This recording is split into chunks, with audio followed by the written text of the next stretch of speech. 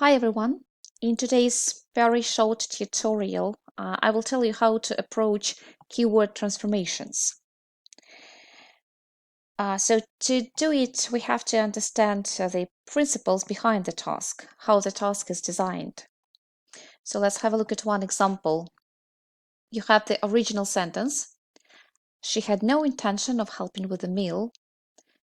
The word given, never, that you can't change. And the second sentence that you have to complete so that it has a similar meaning to the first sentence. So the first thing I would recommend you to do is to have a look at the original sentence and the second sentence and compare them. If you see the same words, cross them out. For example, here we have she, with a meal. So I crossed them out so that they don't distract me. And now the only thing that you have to do is to paraphrase, had no intention of helping. So no will become never, right? Because we have to use never and we can't change it. And now we have two keywords, intention and helping. So we can't change them because they are keywords. So intention will become intended.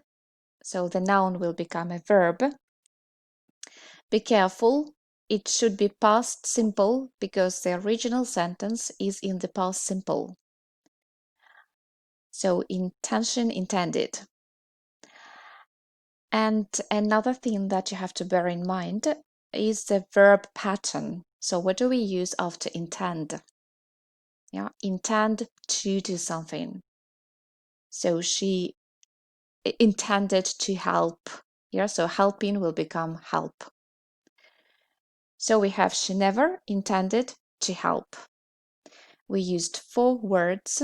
Yeah, we used the word given never, and we paraphrased the key information. So that's basically it. Yeah, so these are some easy steps how you can approach this task. And here are some pieces of advice for you. Well, that's it. Thank you for watching. I hope it was helpful.